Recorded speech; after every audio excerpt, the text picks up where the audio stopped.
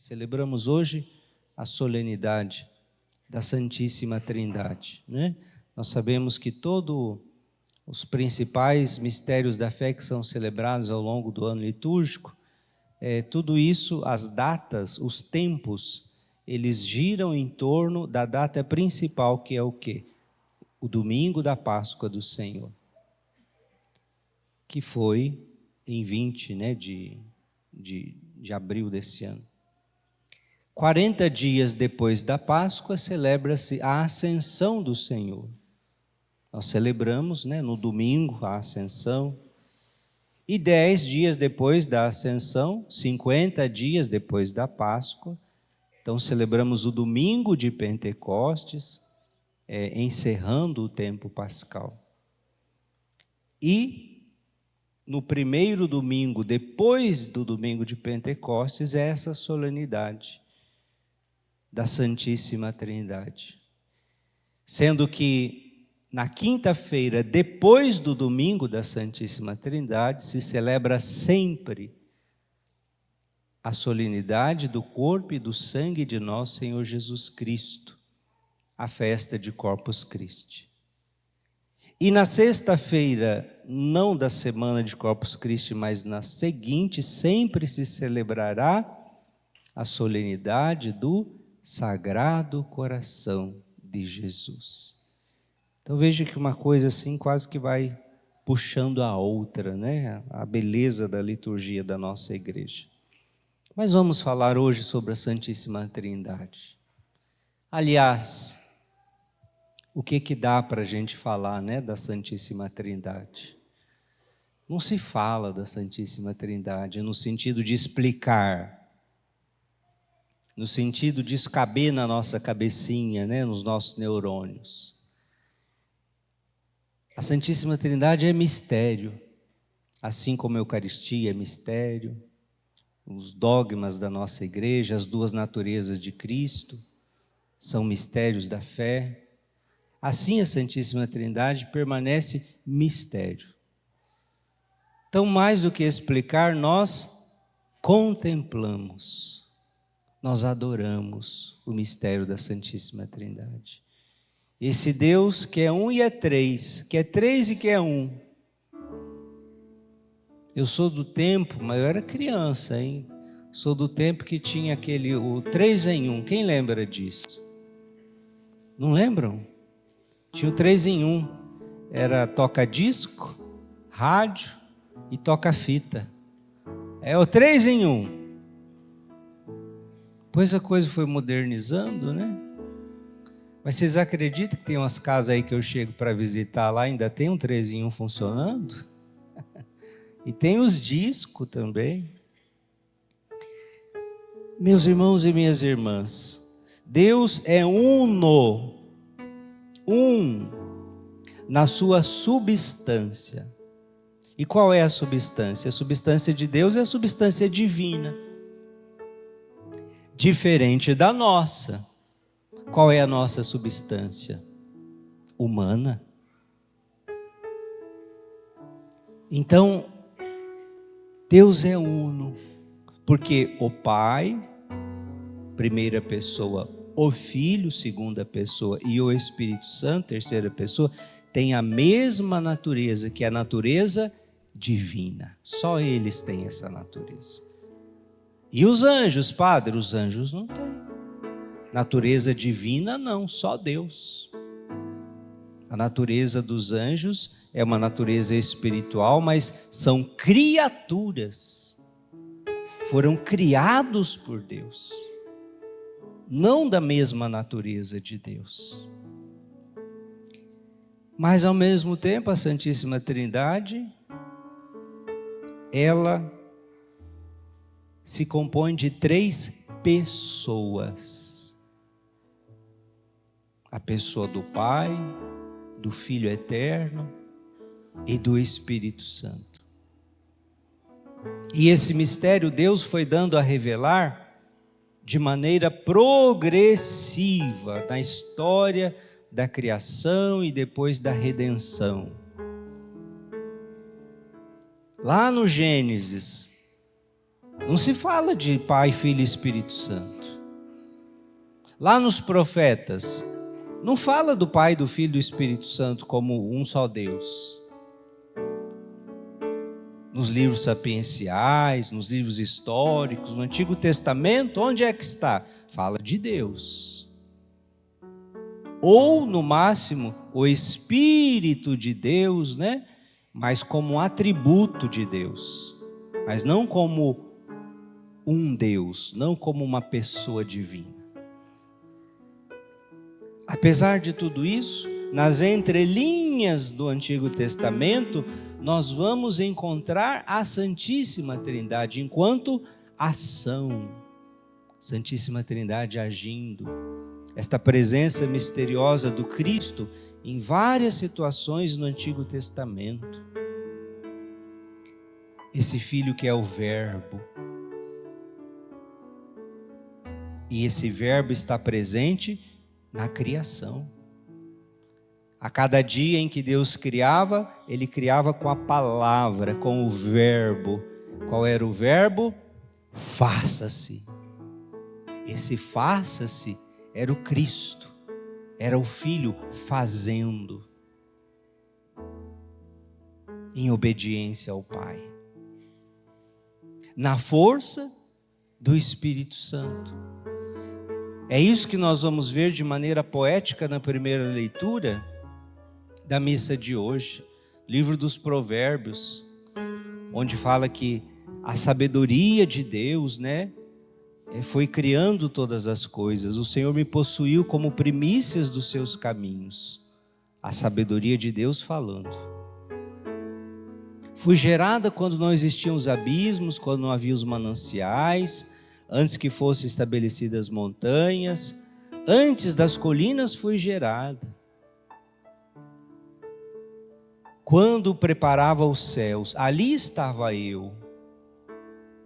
Quando traçava a abóbada sobre o abismo, quando firmava as nuvens, quando reprimia as fontes do abismo, quando fixava o mar, seus limites, quando lançava os fundamentos da terra, eu estava ao seu lado como mestre de obras. Então já deu para entender que, na verdade, essa sabedoria aqui tem um nome: Jesus, o Filho. É Ele quem estava com o Pai, fazendo todas as coisas.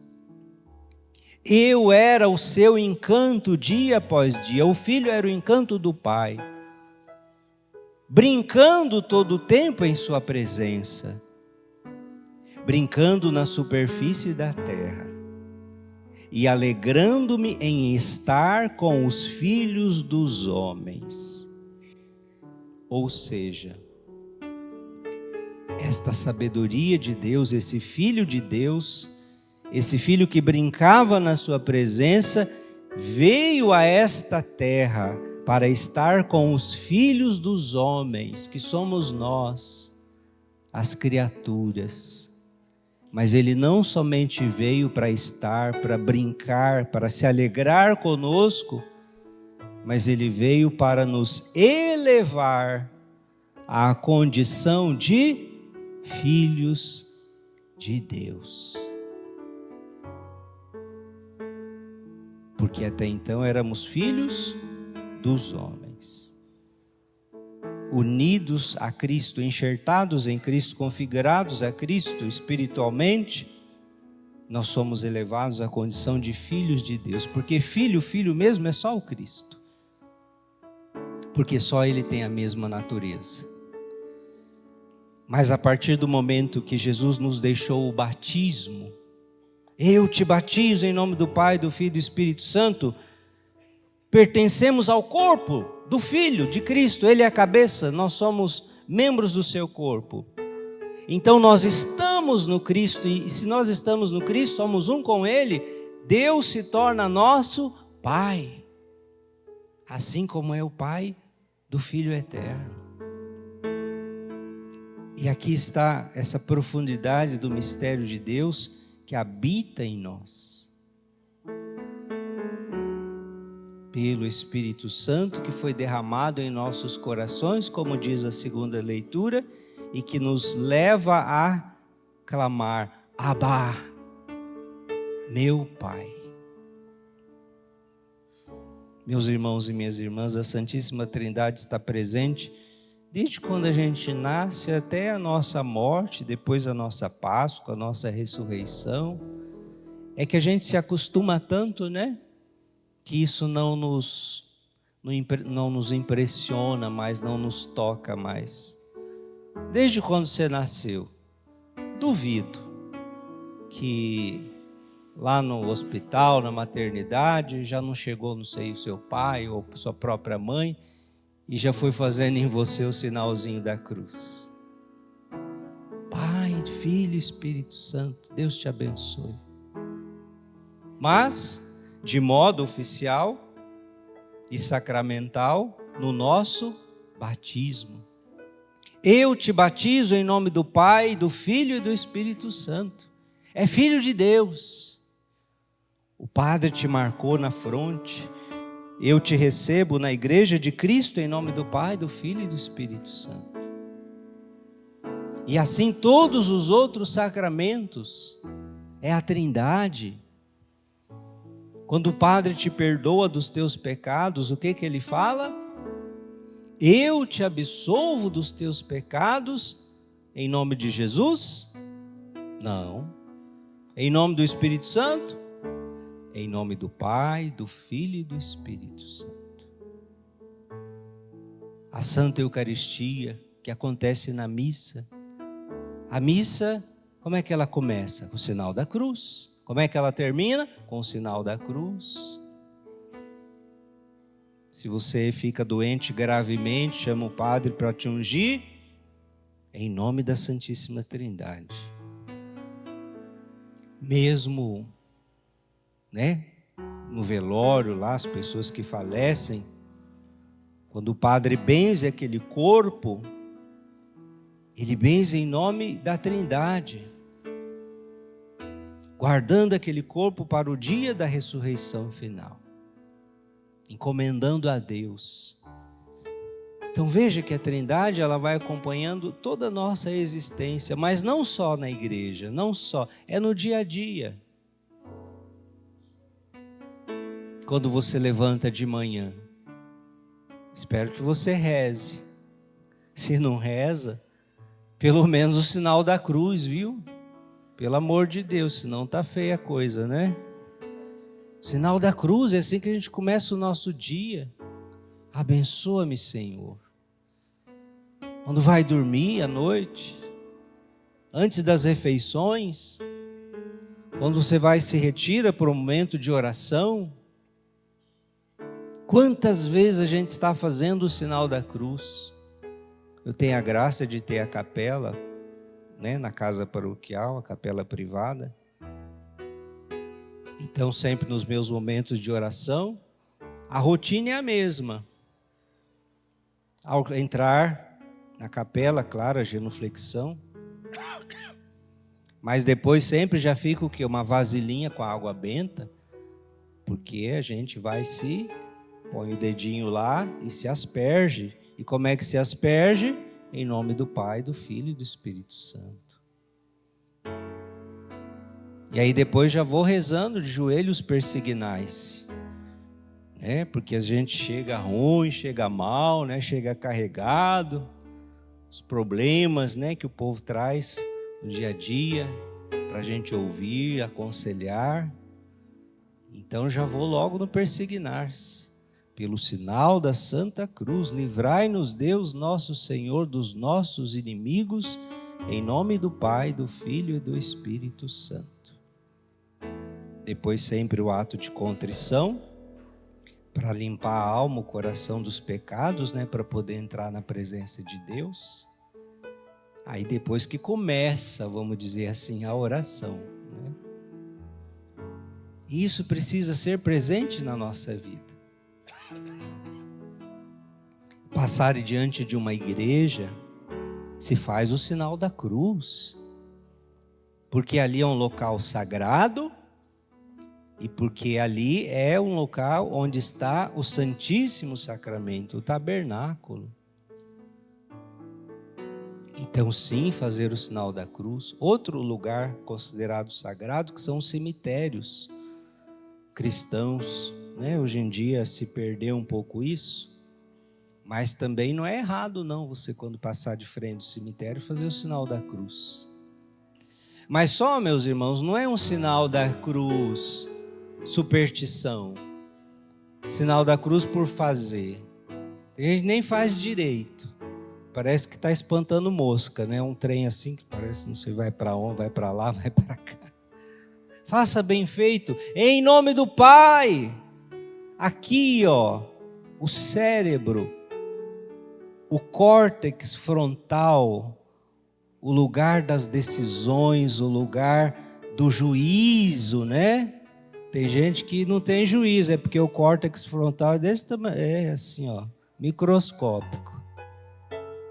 Diz que quanto mais a gente reza, mais a gente faz crescer o córtex frontal. E não é conversa de padre, não, é conversa de neurocientista. A oração. Olha aí, 7 mil, sabe mais que o padre. Em nome do Pai, aqui o lugar do juízo, né, da gente levar a sério as coisas, ouvir o Pai, obedecer o Pai. Em nome do Filho, é o coração, não tem como. Coração de Jesus que arde, que se consome de amor por nós, que jorra sangue e água do seu lado aberto. E o Espírito Santo, os 2 ombros, para dizer como que um grande abraço que o Pai e o Filho nos dão. O Espírito Santo é o amor do Pai e do Filho. Então até um simples sinal da cruz, quando a gente faz bem feito, é uma experiência de oração que eu tenho. Me colocar debaixo da proteção de Deus. Não é... Tem gente que às vezes vê uma coisa que assusta, não sei o quê. Tem gente que fala assim, cruz credo. Já viu isso? Mas da onde que vem o cruz credo? Cruz. Então a cruz é o quê? É para você fazer o sinal da cruz, que é o nome do Pai. E o credo? O que é credo? É o creio que a gente reza na missa. Então você reza o creio. Faz o sinal da cruz e reza o creio. Esse é o sentido, certo? E é assim que a gente tem que fazer. A segunda leitura, meus queridos irmãos e irmãs. São Paulo dizendo aos romanos desta justificação que em Cristo, diante do Pai, nós recebemos. São Paulo está falando aqui das lutas, das batalhas, e ele diz uma palavra muito sábia. Pois nos gloriamos também de nossas tribulações. Isso aqui é forte. Porque o que é tribulação? Tribulação é problema. Tribulação é dificuldade. Tribulação muitas vezes é sofrimento. E São Paulo está dizendo que eles se gloriavam também nas tribulações. Se São Paulo, cheio do Espírito Santo, dizia que existe uma glória na tribulação, vamos aprender com ele. Porque a nossa tendência é querer só fugir, só se livrar da tribulação. E aí ele vai dizer, porque a tribulação gera constância. Tem gente que é inconstante na fé. Então, se nós queremos ser pessoas constantes, nós, passando pelas tribulações, vamos pedindo a Deus a graça dessa perseverança. E a constância leva a uma virtude provada. Faz a gente crescer na virtude. A virtude é uma qualidade, uma virtude enquanto dom do Espírito Santo. Virtude provada. Por que provada? Porque ela foi provada na tribulação. E a virtude provada desabrocha em esperança. E a esperança não decepciona. Porque o amor de Deus foi derramado em nossos corações. Por isso eu quero hoje te convidar. Quem de nós não passa por tribulações? Uma doença, um desemprego, um conflito familiar, uma tristeza, uma angústia. Seja qual for a sua tribulação, essa palavra de Deus hoje é para você. Diga assim: Senhor, que eu possa me gloriar nas minhas tribulações, porque que essa tribulação possa me levar à constância, a constância possa me levar à virtude provada, e a virtude provada possa me levar à esperança.